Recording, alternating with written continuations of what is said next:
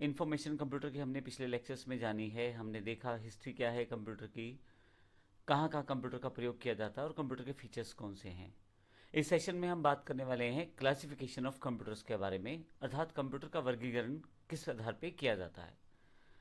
हम कंप्यूटर को मुख्यतः तीन आधार पर बांट सकते हैं। पहला, एप्लीकेशन के आधार पे कि किस प्रकार उसका प्रयोग किया जाए, पर्पस के आधार पे उसको प्रयोग करने का पर्पस क्या हो, और साइज के आधार पे उसके साइज के आधार पे भी हम उसको क्लासिफाई कर सकते हैं। तो मुख्यतः तीन तरह से कंप्यूटर का वर्गीकरण किया जा सकता है। क्लासिफाई कंप्यूटर को तीन तरह से किया जा सकता है। सबसे पहले बात करते हैं एप्लीकेशन के आधार पे। कंप्यूटर किस तरह से प्रयोग किया जाएगा, इस आधार पे हम एप्लीकेशन के आधार पे कंप्यूटर को बांट सकते हैं तीन भागों में। पहला एनालॉग, दूसरा डिजिटल और तीसरा हाइब्रिड। सबसे पहले एनालॉग कंप्यूटर की बात करते हैं। ऐसे कंप्यूटर जो भौतिक मात्राओं को माप लेते हैं, जैसे बाहर का टेम्परेचर, हवा का प्रेशर, ये सब चीज़ें मापते हुए उन्हें एनालॉग डिवाइसेस की ज़रूरत रहती है। तो ऐसे कंप्यूटर को एनालॉग कंप्यूटर कहा जाता है। एनालॉग कंप्यूटर का प्रयोग जो रहता है मुख्यतः साइंस और इंजीनियरिंग की फील्ड में ज़्यादा किया जाता है। उसका रीज़न ये है कि कंप्यूटर ये जो अनुमान प्राप्त करते हैं, जैसे हवा का प्रेशर है या टेम्परेचर है बाहर, उन सब के लिए उसे साइंटिफिक इंस्ट्रूमेंट्स का प्रयोग भी करना पड़ता है। इसका एक एग्जांपल एक पेट्रोल पंप पे लगा हुआ एनालॉग कंप्यूटर, जिसमें पंप से निकलने वाले पेट्रोल की मात्रा को बताया जाता है। उसको वो लीटर में कन्वर्ट करके आपको स्क्रीन पे दिखा देता है, और फाइनली उसके साथ प्राइस जुड़ा होता है, तो नीचे की तरफ प्राइसिंग भी कैलकुलेट करके खुद ही बता देता है। थर्मोमीटर, स्पीडोमीटर एनालॉग कंप्यूटर के ही एग्जाम्पल हैं।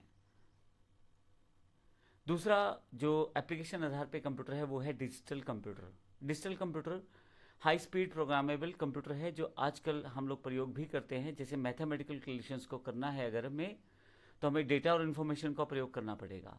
ऐसे केस में डेटा और इन्फॉर्मेशन को स्टोर किया जा सकता है। जब कोई कमांड या इनपुट दिया जाता है तो वो उस डेटा और इन्फॉर्मेशन को मशीन लैंग्वेज में कन्वर्ट कर देते हैं। मशीन लैंग्वेज यानी कि बाइनरी लैंग्वेज, 0 1 से बनी हुई लैंग्वेज रहती है, इसीलिए इसे बाइनरी सिस्टम भी कहा जाता है इस लैंग्वेज को। आज के युग में जो डिवाइसेस चलती हैं, जैसे डेस्कटॉप कंप्यूटर, पर्सनल कंप्यूटर यानी कि आपका पीसी, लैपटॉप, मोबाइल, ये सब डिजिटल कंप्यूटर के एग्जाम्पल्स हैं, जहाँ पे आपको डिजिटली इंफॉर्मेशन को प्रयोग करके दिखाया जाता है। आपको इनपुट दें, उस पर कंप्यूटर कार्य करेगा या मोबाइल कार्य करेगा आपका, और वापसी पे आपको उसका आउटपुट देगा। तो ये बेसिकली डिजिटल कंप्यूटर का एग्जाम्पल है। क्लासिफिकेशन ऑफ कंप्यूटर में एप्लीकेशन के आधार पे तीसरा जो कंप्यूटर रहता है वो रहता है हाइब्रिड कंप्यूटर। हमने एनालॉग कंप्यूटर देखा, डिजिटल कंप्यूटर देखा, हाइब्रिड कंप्यूटर इन दोनों का मिला जुला रूप है। यह एनालॉग कंप्यूटर की तरह भौतिक मात्राओं को मापेगा, फाइनली उन्हें नंबर में चेंज करेगा, और डिजिटल कंप्यूटर की तरह फिर से डिजिट्स के रूप में कंप्यूटर तक ले आएगा। उसके पश्चात उस डेटा को हम प्रयोग करते हैं। तो एक तरह से दोनों की विशेषताएं इसमें शामिल रहती हैं। इनपुट प्राप्त करना एक एनालॉग कंप्यूटर की तरह, और डेटा प्रोसेस करना एक डिजिटल कंप्यूटर की तरह। इसका एग्जाम्पल, जैसे किसी पेशेंट्स के सिम्टम्स को टेम्परेचर या ब्लड प्रेशर के साथ मापते हैं हम, यह काम एनालॉग कंप्यूटर के द्वारा किया जा सकता है या एनालॉग डिवाइसेस के द्वारा किया जाता है। बाद में ये जो हमें डेटा मिला है टेम्परेचर और ब्लड प्रेशर के रूप में, हम डिजिटल कंप्यूटर के रूप में इसे कन्वर्ट करते हैं डिजिट्स में, और इस तरह से पेशेंट के हेल्थ में आए हुए जितने भी चेंजेस रहते हैं उससे हम उसकी एक रिपोर्ट तैयार कर सकते हैं। मेडिकल फील्ड में ईसीजी, डायलिसिस मशीन, इस सब का एग्जाम्पल है। तो इसका अर्थ ये हुआ कि पेशेंट से जो जानकारी ली गई वह एनालॉग आधार पर ली गई, जैसे उसका ब्लड प्रेशर मापा गया या उसका टेम्परेचर चेक किया गया। फाइनली उस डेटा को कंप्यूटर तक एक डिजिट्स में कन्वर्ट किया गया, जो डिजिटल कंप्यूटर का पार्ट रहता है। उसके पश्चात पेशेंट्स की एक रिपोर्ट तैयार की गई और एक डेटा को एनालाइज किया गया। हाइब्रिड कंप्यूटर इन कार्यों को बड़ी आसानी से कर पाता है। तो ये था हमारा पहला एप्लीकेशन के आधार पे कंप्यूटर का क्लासिफिकेशन। अगर हम कंप्यूटर को पर्पस के आधार पे क्लासिफाई करें यानी कि बांटे, तो फिर हमारे पास दो तरह के कंप्यूटर रहते हैं, जनरल पर्पस और स्पेशल पर्पस। जनरल पर्पस की बात करें, वो कंप्यूटर जो मोस्टली सारे कार्य, नॉर्मल कार्य जो कर लेता है, जनरल कार्य, उसे जनरल पर्पस कंप्यूटर कहते हैं। जैसे हमारे पास इलेक्ट्रॉनिक गैजेट्स हैं आजकल, मोबाइल है, लैपटॉप है या हमारा पीसी है, जो हमारे डेली रूटीन के कामों में हमारी हेल्प करते हैं। आपको प्रिंट आउट लेना है, कोई बायोडाटा टाइप करना है, कोई स्प्रेडशीट यानी कि एक्सेल शीट तैयार करनी है, नॉर्मल कार्य जो करने हैं वो जनरल कंप्यूटर बड़ी आसानी से कर लेता है। तो इस तरह के जो डे टू डे रूटीन के कार्य हम जिस कंप्यूटर में कर पाए वो जनरल पर्पस कंप्यूटर कहलाएगा। दूसरे हमारे पास है स्पेशल पर्पस कंप्यूटर। ये वो कंप्यूटर है जो पर्टिकुलर कार्य में माहिर होते हैं, यानी कि एक पर्टिकुलर काम के लिए ही इनका प्रयोग किया जाता है। इस कंप्यूटर का जो सीपीयू रहता है वो पर्टिकुलरली उसी तरह के कार्य के हिसाब से मैनेज करता है चीज़ों को। इस कारण से सीपीयू की जो कैपेसिटी रहती है वो भी खास रहती है उस पर्टिकुलर टास्क के अकॉर्डिंग जो उसको कंट्रोल करना है। जैसे ट्रैफिक सिस्टम को कंट्रोल करना है तो उसका जो सीपीयू रहेगा वो अलग तरह का बिहेव करेगा और अलग कैपेसिटी का रहेगा। एग्रीकल्चर के प्रोडक्ट्स यूज़ करने हैं किसी जगह पे तो उसके लिए सीपीयू अलग तरीके से बिहेव करेगा, लेकिन उसके लिए अलग कैपेसिटी इस्तेमाल की जाएगी। इस तरह से इंजीनियरिंग में जो प्रयोग किए जाते हैं कंप्यूटर, उनके जो कैपेसिटी या उनका जो प्रोसेस का तरीका होता है वो डिफरेंट होता है। तो ये पर्टिकुलर चीज़ें जो हम लोग करते हैं उसके लिए प्रयोग किए जाने वाले जो कंप्यूटर रहते हैं उन्हें स्पेशल पर्पस कंप्यूटर कहते हैं। रिसर्च में, वेदर फोरकास्टिंग में, इन सब जगह पे, स्पेस साइंस में स्पेशल सीपीयूज को प्रयोग किया जाता है जिनका कार्य एक स्पेशल तरह की टास्क को परफॉर्म करना है। तो ऐसे कार्य करने वाले कंप्यूटर्स को स्पेशल पर्पस कंप्यूटर कहा जाता है। अगला जो वर्गीकरण है यानी कि क्लासिफिकेशन है वो साइज के आधार पे है। Micro computer, mini computer, main frame computer और सुपर कंप्यूटर, ये चार इसके एग्जाम्पल हैं। सबसे पहले माइक्रो कंप्यूटर प्रयोग करते हैं। सबसे पहले माइक्रो कंप्यूटर की बात करते हैं।